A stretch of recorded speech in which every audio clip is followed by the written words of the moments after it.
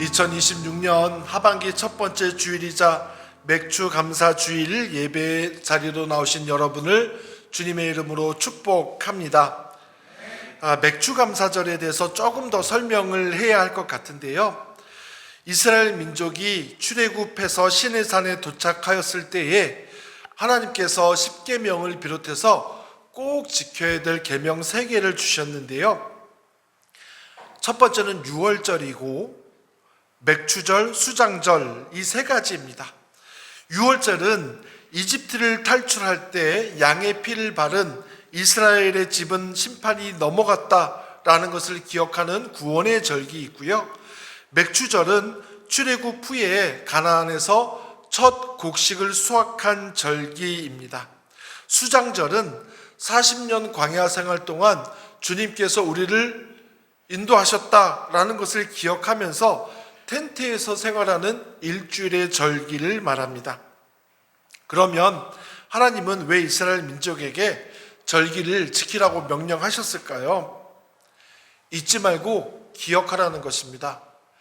감사하라는 것입니다. 감사는 기억할 때 나온다라고 하는 거예요. 이 가운데 우리가 지키는 맥주절에 대해서 조금 더 깊이 들어가 보기를 원합니다. 히브리 원어로는 하카르츠이고 거두어 수확하는 절기 그런 의미입니다. 유대인들의 추수감사절인데요. 성경에는 출애굽기 23장 16절에 딱 한 번 나옵니다. 그런데 7월에 맥주감사절을 지키는데 조금 추수감사절로는 이른 절기란 말이죠. 왜 그러냐? 이스라엘 백성이 가나안 땅을 정복하고 첫 보리 수확을 하면서 감사한 절기이기 때문입니다. 보리는 조금 일찍 추수를 하거든요. 40년을 생고생하면서 뭐하고 뭐만 먹었어요? 누구시죠? 예, 정답입니다. 만나와 메추라기만 먹었단 말이에요. 그러다가 첫 수확을 해서 이스라엘 백성이 양식을 먹게 되니까 그 기쁨이 얼마나 컸겠느냐라는 말이에요. 그래서 그 안에는 인생의 모든 것은 다 하나님으로부터 왔습니다라는 고백이 들어 있어요. 우리가 이 의미를 기억하면서 상반기를 잘 인도해 주셔서 감사합니다. 광야 같았지만 어려움이 많았지만 그럼에도 불구하고 여기까지 오게 해주셔서 감사합니다. 그리고 하반기에도 우리를 잘 인도해 주세요. 그런 믿음의 고백이 있는 맥주 감사절이 되기를 축복합니다. 여러분이 기도해 주시고 배려해 주셔서 콜롬비아에서 열린 세계 감리교 청년 평화순례를 잘 다녀왔습니다. 12개국에서 30여 명의 청년들이 참여했고 저는 한국 청년 5명을 데리고 감리교단을 대신해서 인솔자로 다녀왔습니다. 참 많이 느끼고 감동받고 목회와 교회에 대해서 돌아보는 소중한 시간이 되었습니다. 콜롬비아는 인구의 95% 정도가 카톨릭 신자래요. 온 나라에 감리교회가 35개뿐이 없습니다. 우리 교회가 속한 광주 하남지방이 감리교회가 29개니까 한국 감리교회가 전체가 지방이 우리 광주 하남지방 같은 지방이 200개가 넘어요. 그러니까 콜롬비아 전체 감리교회가 우리 지방만 합니다. 그리고 아마 전체 성도나 헌금은 우리 지방보다도 우리 지방에서 제일 큰 교회보다도 작을 거예요. 그렇지만 콜롬비아 감리교회는 살아있는 교회였습니다. 그리고 그곳에서 본질로서의 교회를 발견하는 시간을 가졌어요. 제가 콜롬비아 가기 한 주 전에 옆에 나라 베네수엘라에서 큰 지진이 났습니다. 뉴스에서 보셨겠지만 아마 실종자가 몇만 명에 이를 것으로 예측이 되는데요. 콜롬비아 보고타 수도에 가보니까 거리 곳곳에서 무슨 그 트럭에다가 여러 가지 물건을 싣고 있는 거예요. 가만히 봤더니 옆에 있는 나라 베네수엘라로 구호 물품을 콜롬비아 사람들이 실어서 계속 보내고 있는 겁니다. 콜롬비아도 넉넉한 나라가 아니에요. 국민소득이 $10,000가 안 되고 양극화가 심해서 가난한 사람들은 엄청 힘들게 살거든요. 그런데 그 사람들이 베네수엘라를 위해서 기도하면서 계속해서 물자를 실어 나르고 있는 것을 보았습니다.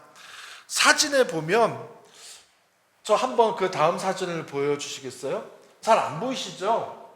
이게 의자고요. 이 위에 조각상이 하나 있습니다. 어떤 내용인지 잘 모르시겠죠? 그 다음 사진을 보면 이게 뭐 같아요? 발 가운데 잘 안 보이지만 뭐가 있습니다. 발 가운데 구멍이 뚫려져 있어요. 누구예요? 예수님이에요. 몬세라트라고 하는 산 제일 위에 꼭대기 가면 수도원이 있는데 그 수도원 옆에 벤치 이렇게 조각상을 만들어 놨더라고요. 이 조각상 예수님의 이름이 뭘까요? 홈리스 예수입니다. 이 앞에 사진으로 다시 넘어가 보면 예수님이 홈리스처럼 노숙인처럼 옆으로 누워서 있는 거예요. 그런데 이 예수님이 교회에 들어가지 못한다 라는 것을 상징적으로 보여주고 있는 모습입니다. 주일을 맞아서 불 켜주셔도 돼요. 이제 주일을 맞아서 보고타에 있는 감리교회를 갔는데요. 수도에 있는 감리교회잖아요. 우리 교회보다도 훨씬 작고 건물도 시설도 변변하지 않은 교회였어요.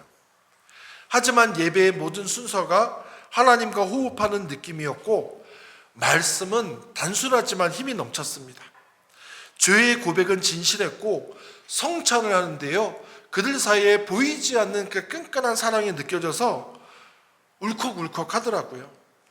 가사도 모르고 멜로디도 모르는 콜롬비아 찬양인데 가슴 한구석이 떨리면서 하나님이 저를 콜롬비아로 부르신 이유를 알 수 있었습니다. 저는 목사잖아요. 목사면 예배랑 제일 가까울 것 같은데 예배를 준비하고 설교를 준비해야 하니까 예배에 집중하지 못할 때가 많습니다. 또 누가 한 명 화장실에도 가면 저 사람은 왜 지금 화장실을 가지? 그런 생각도 들어요. 그런데 이번 콜롬비아에서 경험은 나에게 예배란 무엇인가? 라는 질문으로 이끌었습니다. 여러분에게도 묻고 싶어요. 여러분에게 예배란 무엇입니까? 요즘 교회의 위기란 소리를 여러 곳에서 듣습니다. 점점 교회가 역동성을 잃어가고 교인들도 기독교 신앙이 아닌 곳에서 삶의 의미, 인생의 의미를 찾는 경우가 많은 것 같습니다. 저는 교회의 위기가 예배의 위기에서 왔다라고 생각을 해요. 최근 어떤 설문조사 결과를 봤습니다. 교회의 문제가 무엇이냐? 그런데 대부분 교인들이 자신이 있는 교회에 대해서 부정적으로 답을 했다는 거예요. 예배에 대해서 물었습니다. 당신은 예배에 대해서 첫 번째로 드는 생각이 무엇입니까? 라고 했는데 37%, 제일 많은 답이 이거였습니다.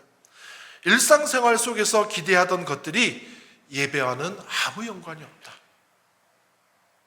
두 번째 대답이 36%, 예배가 삶에 힘을 주어야 하는데 그렇지 못하다. 왜 이런 답변을 하셨습니까? 라는 이유를 적으라고 했는데요. 첫 번째가 목사의 설교가 엉망이어서였습니다. 제가 우리 교우들도 똑같은 답을 할까봐 등에서 식은땀이 났습니다. 그 다음에 답들이 교회에 가면 교인들이 시대와 동떨어진 언어를 사용한다. 우리 기도할 때도 이렇게 기도하잖아요. 뭐라고 기도하죠? 뭐뭐뭐 하옵시고 들어주옵시고. 조선시대가 아니잖아요. 그죠? 그런 사극에 나올 만한 단어들을 우리가 사용하고 있다는 거예요. 또 예배 의식이 너무 복잡하다 등등 여러 이유들이 등장합니다. 그러면 도대체 우리가 드리는 예배란 무엇인가? 라는 것을 말씀드리기 위해서 제가 하던 설교에서 약간 방향을 틀어서 오늘 이 주제로 설교 말씀을 드리는 거예요. 가톨릭 교회에서 여러 문제가 생기니까 루터를 필두로 한 일련의 사람들이 종교 개혁을 일으키는데, 그들은 로마 교회가 미사라고 부르던 것을 독일어로 고테스딘스트라는 용어로 바꾸어 부르게 됩니다. 앞에 고테스딘스트가 나올 텐데요, 이 단어는 두 단어가 조합된 것인데 고테스와 딘스트입니다. 고테스는 뭐라고요? 하나님. 딘넨이라는 단어, 딘스트는 무슨 뜻입니까? 섬기다, 일한다입니다. 여러분 오늘 좀 입이 무거우신 것 같아요. 이걸로 우리말로 번역하면 뭐가 되겠습니까? 고테스 딘스트, 하나님을 섬긴다? 아니에요. 뜻이 그 뜻이 아닙니다. 하나님을 섬긴다, 하나님을 위해 일한다가 아니라 하나님이 섬긴다, 하나님이 일한다입니다. 우리는 예배를 인간이 하나님을 섬기고 경배하는 것이라고 생각하지만 정반대라는 거예요. 하나님이 인간을 위해 일하고 하나님이 인간을 섬기는 게 예배라고 하는 겁니다. 이것이 개신교를 세운 종교개혁자들의 생각이었습니다. 좀 불경해 보이십니까? 아니에요. 예배라는 말을 영어에서는 워십, 경배하다라고도 쓰지만 서비스라고 합니다. 서비스라는 말은 여러분 다 아시잖아요. 제가 예전에 액정이 깨져서 미사에 있는 S전자 서비스 센터에 갔는데요, 거기 가면 누가 서비스를 하고 누가 서비스를 받습니까? 당연히 서비스하는 쪽은 S전자고요, 서비스를 받는 사람은 고객센터에 오는 사람들입니다. 자, 이제 예배로 다시 돌아가 볼게요. 예배를 영어로 서비스라고 한다라고 했잖아요. 누가 서비스하고 누가 서비스를 받는 겁니까? 이 순서를 명확히 알아야 돼요. 예배란 땅에 있는 내가 하늘의 하나님을 향해 서비스하는 것이 아니라 하나님이 우리를 위해서 서비스하는 거예요. 생각해 보면 전능하신 하나님, 천지를 창조하신 하나님이 무엇이 부족해서 우리 서비스를 받겠어요? 우리가 예배에 참석한다고 하나님이 더 전능해지십니까? 내가 헌금 좀 했다라고 해서 가난했던 하나님이 더 부유해지시냔 말이에요. 아닙니다. 우리는 지금껏 내가 하나님께 예배 드린다, 내가 하나님께 서비스한다라고 하면서 거만을 떨었다라는 겁니다. 또 나는 이만큼 예배에 참석 잘하는데 너는 왜 예배 그렇게 자주 빠져? 비난하는 척도로 생각을 했다라고 하는 거예요. 예배는 내가 하나님께 무엇을 해드리는 것이 아닙니다. 예배, 즉 서비스의 주체는 하나님 자신입니다. 그분이 가난하고 병들고 마음 상하고 지친 모든 사람들을 위로하고 힘을 주어서 일상을 힘차게 살아가게 하시려고 부르시고 은혜를 베풀어 주시는 것이 예배라고 하는 것입니다. 고장난 물건을 가지고 서비스 센터에 가면 고쳐주듯이 하나님께서 예배로 우리를 부르시고 죄인인 우리를 고쳐서 의인으로 인정하시고 변화시켜 주시는 것, 이것이 예배고 사도 바울은 이것을 가리켜서 칭의라고 했습니다.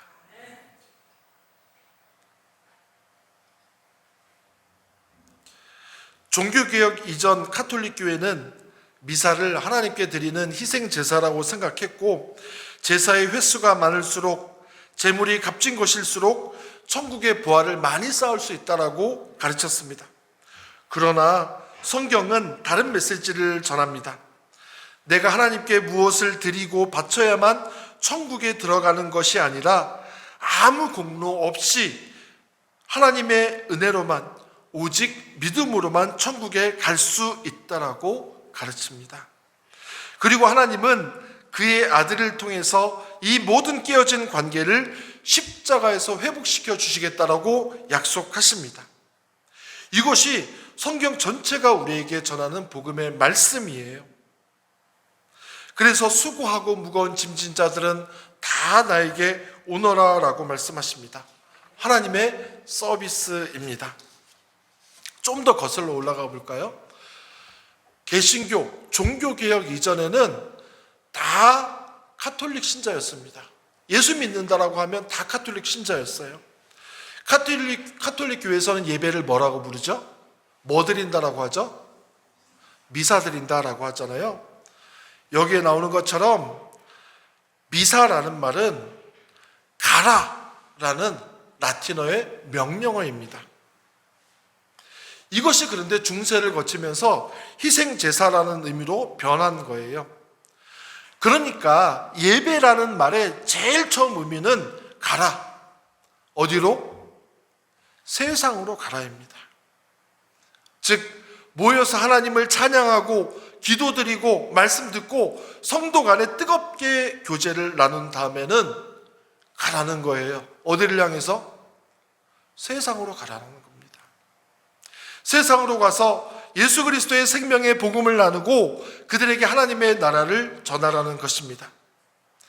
그렇기 때문에 진정한 예배는 교회가 아니라 세상에서 이루어져야 하는 것입니다. 예배는 우리가 지금 이 자리에서 드리는 예배는 세상으로 나가기 위한 모임이에요. 미사라는 말의 의미처럼 예배의 장소는 교회가 아니라 세상이라는 것입니다.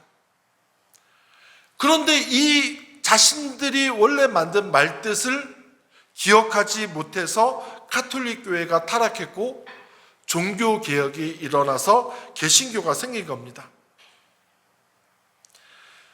그런데 우리는 거꾸로 가고 있어요. 많은 교인들이 전통적인 의미에서 예배를 주일에 모여서 드리는 것으로 한정을 한단 말이에요. 목사들도 주일 성수 꼭 해야 된다. 교회 중심 강조합니다. 그러나 예배라는 말의 원래 뜻을 안다면 이런 말을 쉽게 할 수는 없을 겁니다. 진정한 예배 장소는 세상이기 때문입니다.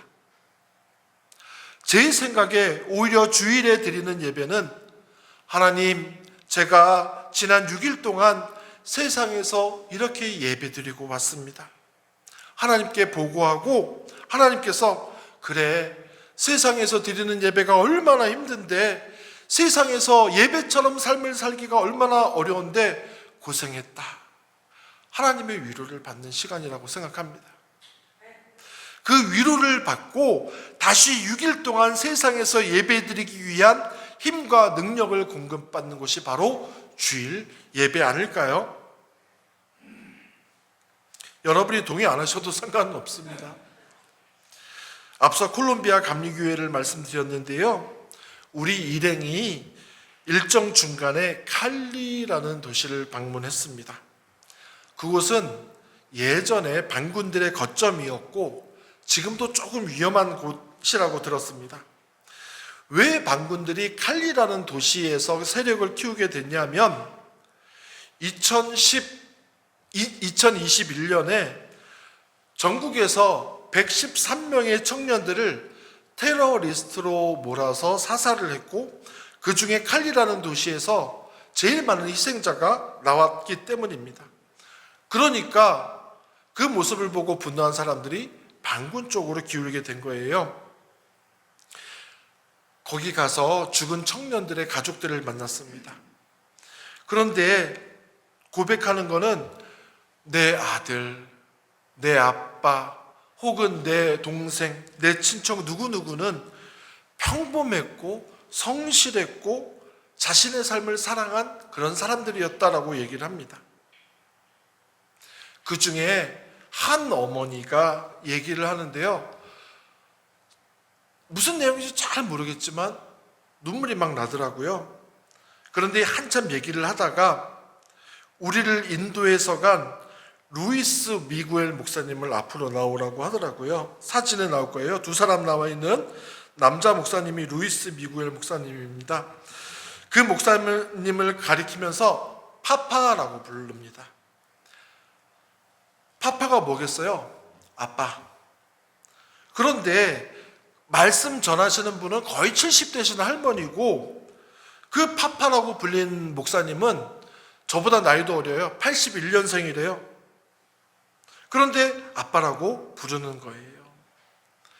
그 여성분이 말씀하시기를 반군 지역이고 아무도 자신이 오해받을까봐, 자신도 그렇게 물릴까봐 아무도 찾아와 주지 않을 때에 이 루이스 미구엘 목사님이 오셔서 자신들과 함께 해줬다라는 거예요. 감리교회가 옆에 있어서 위로가 되었고, 지금까지 억울함을 풀기 위해서 싸울 수 있었던 것은 그 감리교회와 루이스 미구엘 목사님 때문이었다라고 얘기를 하더라고요. 제가 거기서 깨달은 것은 교회는 우리 사회에 가장 연약한 이들의 옆에 서 있어야 한다는 것입니다. 우는 이들의 눈물을 닦아줄 수 있는 것이 진정한 예배라고 하는 거예요. 콜롬비아 감리교회가 전체 35개 교회뿐이 안 되잖아요. 그런데 그 35개 교회를 보고 콜롬비아 사람들은 진짜 교회다, 정말 감사하다, 그렇게 얘기를 한다는 거예요. 지난 10년 동안 한국 개신교회 수가 200만 명 이상 줄어들었을 것으로 추정합니다. 그래서 총 인원이 500만 명이 안 될 거라고 얘기를 해요. 불과 한 세대 만에, 제가 중고등학생 청년 시절만 해도 전체 개신교인이 1300만 명일 거라고 예측했습니다. 1300만 명이 500만 명으로 쪼그라든 거예요.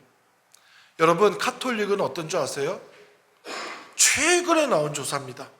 10년 전에는 500만 명이 안 됐어요. 490 몇만 명이었는데요. 작년에 카톨릭이 몇만 명이 됐는 줄 아세요? 한국 카톨릭이 700만 명이 됐습니다. 카톨릭은 반대로 200만 명이 는 거예요. 그 이유는 뭘까요? 말을 안 해도 잘 알 겁니다. 텔레비전에 나오는 교회는 어떤 모습입니까? 저는 가끔 제 성을 바꾸고 싶은데요. 전모 목사, 누구 그런 사람들을 보면서 교회라고 하면 고개를 절레절레 흔듭니다. 학을 띱니다. 요즘 청년들이 교회 나간다 그러면 주위의 청년들이 이상하게 봐요. 너는 왜 그렇게 비상식적인 곳에 아직도 다녀? 교회는 가난하고 약한 사람들의 편에 서 있지 못했어요. 우리끼리 안에서 먹고 떠들고 즐거워하면서 예배 드린다라고 하면서 정작 세상에서의 예배는 소홀했습니다. 카톨릭은 우리 국민 대부분이 신뢰하는 종교가 되었습니다. 왜냐? 그들은 우리 사회 가장 어두운 곳에 빛을 밝히기를 주저하지 않았기 때문이에요. 울고 있는 사람들 찾아가서 손을 잡아주었기 때문입니다. 세상에서 예배를 잘 드렸기 때문이에요. 말씀을 맺으려고 합니다. 수고하고 무거운 짐진 사람들은 다 나에게 오너라. 내가 너희를 쉬게 하리라. 예수님은 우리를 초대하면서 이렇게 말씀하셨습니다. 또 두세 사람이 내 이름으로 모인 곳에 나도 그들 중에 있겠다라고 말씀하셨어요. 주님은 지금도 지치고 상한 우리를 초대하시고 위로하시고 치료하시고 자유케 하십니다. 그리고 고치셔서 빛의 자녀로 일상을 거룩한 예배의 자리로 만들려고 파송하십니다. 부디 예배의 의미를 잘 새겨서 우리들 삶의 자리가 예배의 자리로 되게 하는 교우들이 다 되기를 간절히 축복합니다. 또한 하반기에는 선한 이웃교회가 수고하고 무거운 짐진 자들이 모여서 주님을 경험하는 예배를 드리고, 그 다음에는 가난하고 어려운 이들의 옆에서 설 수 있는 그런 존귀한 교회가 되기를 간절히 축원합니다. 우리 잠시 말씀을 가지고 묵상하면서 기도하겠습니다.